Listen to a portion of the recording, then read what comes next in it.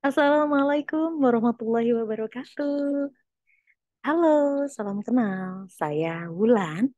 Saya adalah dosen dari Fakultas Ilmu Sosial Universitas Al-Irsyad Cilacap. Hari ini kita ketemu di mata kuliah SKB, Studi Kelayakan Bisnis. Kita masuk ke bab 6, yaitu analisis kelayakan usaha. Pasti di sini teman-teman udah paham dong ya, dari bab 1 sudah ada penjelasannya mengenai apa mungkin itu SKB dan juga bagaimana cara-caranya, dan apakah mungkin teman-teman di antara yang hadir di sini sudah melakukan analisa terhadap usaha bisnisnya sendiri-sendiri. Nah, oke. Sebagai pengulangan, di sini di bab 6 ini kita di bab 6 buku dari Pak Dadang Hussein Sobana ya. Jadi teman-teman bisa juga buka PDF-nya, kemudian bisa baca lebih detail lagi penjelasannya di halaman 141 ya. Oke, oke, saya akan preview sedikit dulu tentang apa sih yang akan kita pelajari di bab 6 analisis kelayakan usaha. Yang pertama adalah konsep dasar analisis kelayakan usaha. Jadi ini saya hanya mengulang kembali apa yang sudah disampaikan oleh dosen-dosen sebelumnya ya. Jadi teman-teman harus ngeh dulu apa sih studi kelayakan usaha ini, atau bisa disebut dengan studi kelayakan bisnis atau studi kelayakan proyek ya. Yaitu penelitian dapat atau tidaknya, layak atau tidaknya proyek dilaksanakan dengan berhasil. Jadi memang harus ada studi dulu, penelitian dulu, pengamatan dulu sebelum proyeknya benar-benar dijalankan. Gitu ya. Apa yang dimaksud dengan layak? Layak itu berarti usaha yang dijalankan akan memberikan keuntungan finansial ataupun non-finansial sesuai dengan tujuan yang diinginkan. Layaknya itu gimana? Layaknya itu adalah sesuatu, eh, manajemen proyek ini atau uh, bisnis ini bisa menghasilkan keuntungan bagi perusahaan yang menjalankan, bagi investor, kreditor, pemerintah, dan juga masyarakat. Gitu. Jangan sampai kita ngadain satu proyek, kita jalan keluar uang banyak ratusan juta, tetapi tidak menghasilkan keuntungan bagi perusahaan yang menjalankan, atau bagi investornya kita, atau bagi kreditornya kita. Ini akan sangat bermanfaat sekali apabila manfaatnya pun juga bisa dirasakan oleh masyarakat ataupun pemerintah.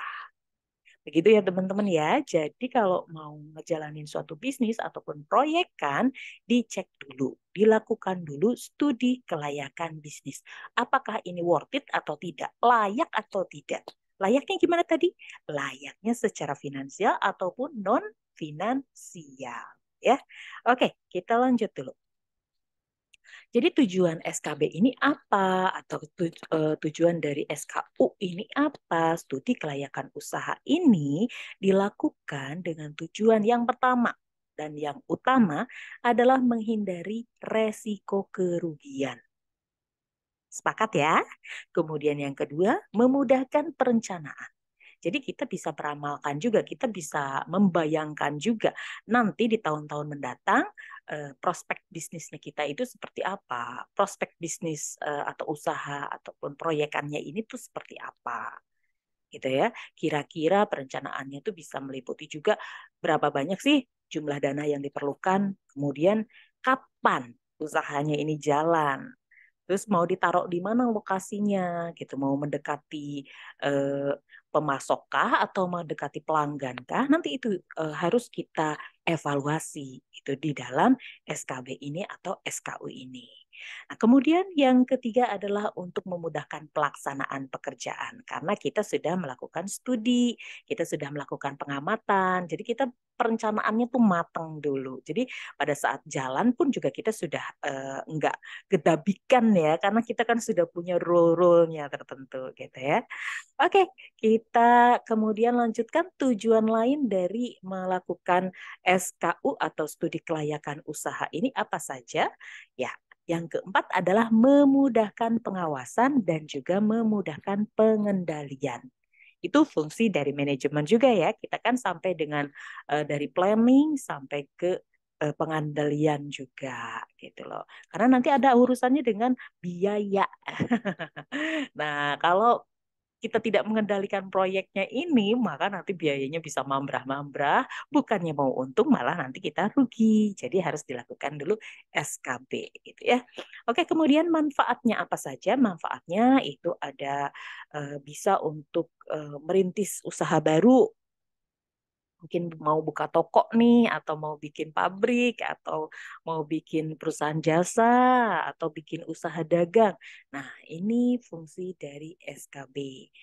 Manfaatnya bisa kita pakai data-datanya itu untuk jadi nggak nih kita ngerintis usaha di bidang apa gitu ya, biar jelas dulu. Kemudian yang kedua adalah mengembangkan usaha yang sudah ada. Mungkin kita sudah punya usaha, mungkin seperti Mbak Herlin sudah punya usaha toko roti ya. Kemudian kira-kira Mbak Herlin mau nambah nih, ada tambahan minuman, bisnis minuman, kopi atau apa. Kira-kira dilihat dulu, kira-kira menguntungkan apa enggak, berapa biayanya, terus lokasinya di mana, di satu tempat dekat toko utamanya atau mau beda tempat. Nah, seperti itu ya. Kemudian yang ketiga adalah memilih jenis usaha atau investasi proyek yang paling menguntungkan. Bisa saja namanya kita punya rencana ya, ada rencana A, rencana B, rencana C. Mungkin let's say Mbak Herlin punya rencana punya toko sekarang, toko roti. Tetapi merencanakan nih kira-kira mau buka toko kopi nggak ya? Kalau ke toko kopi di mana nih, di sini? Tapi bentar-bentar. Kira-kira sebelum kopi mau bikin toko pastry nggak ya? Gitu. Atau mungkin mendingan bikin toko yang menyediakan alat-alat ataupun bahan-bahan bikin kue ya. Nah, kan ada banyak ya, ada banyak pilihan rencana. Nah, ini bisa dilakukan dulu SKU atau studi kelayakan usaha. Mana dulu yang kira-kira yang paling menguntungkan. Nah, tempatnya di mana, nanti balik modalnya kapan, itu dihitung dulu.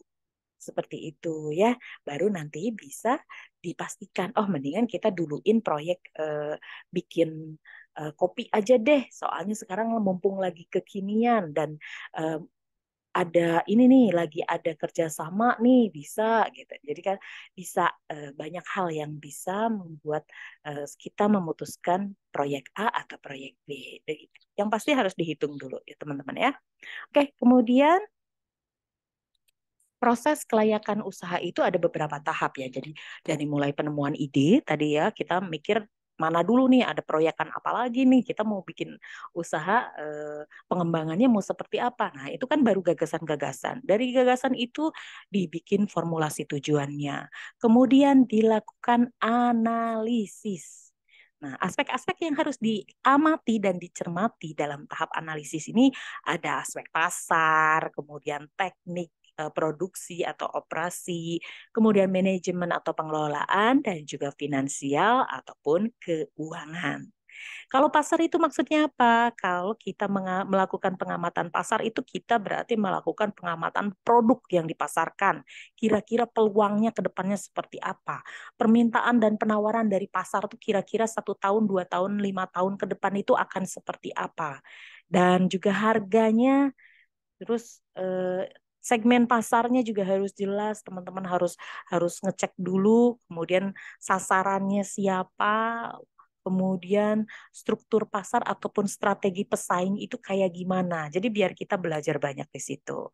Kemudian teknik produksinya itu termasuk kalau kita bahas analisa tentang teknik produksi dan operasional, itu berarti kita juga menganalisa lokasinya, kemudian gedung atau bangunannya itu kira-kira seperti apa, mesin atau peralatan yang digunakannya seperti apa, bahan bakunya seperti apa, apakah ada atau tidak, atau kita harus impor, atau kita harus mendatangkan dari luar daerah Cilacap, atau seperti apa. Nah, ini harus kita lakukan analisa dulu. Kemudian manajemen dan pengelolaannya, Ya sama, ini nanti siapa tim yang akan bertanggung jawab. Kemudian kepemilikannya siapa? Apakah ini kongsi atau pure punya kita sendiri atau seperti apa? Kemudian yuridisnya, legalitas dari usaha kitanya seperti apa? Kemudian lingkungan, kira-kira masyarakat itu mendukung atau justru menjegal gitu. Itu juga harus di cek dulu ya gitu, karena jangan sampai kita udah mendirikan usaha, udah mendirikan gedung di situ, ternyata masyarakat demo gitu kan, nggak lucu. Dan yang di dalam tahap analisis ini juga harus tahu juga mengecek tentang keuangannya, sumber dananya kita dari mana, kemudian apakah nanti ada angel investor atau tidak dan lain-lain ya. Nih, kemudian tahap keputusan. Di dalam tahap ini tentu saja setelah kita evaluasi, kita pelajari, dan kita analisa, kalau memang menguntungkan, maka silahkan diambil keputusan untuk dijalankan. Atau proyek ini layak dijalankan. Oke, sementara itu dulu ya. Kita akan bersambung ke part kedua. Wassalamualaikum warahmatullahi wabarakatuh. Terima kasih teman-teman.